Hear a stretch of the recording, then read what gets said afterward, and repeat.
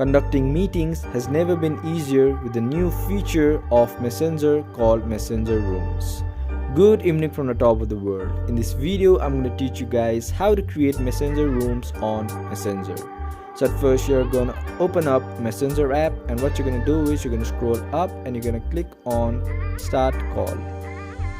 So what you're going to do here is you're going to invite all the people that you like, or you can even send the code which is right here, or you can send it from here as well. So after you do that, you can click on Start Call, or you can even schedule it for later.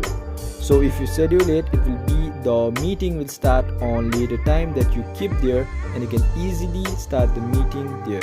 So what are the uses? You can use it for game nights, your app, your mobile phones, anything that you like to discuss with friends, or even meetings.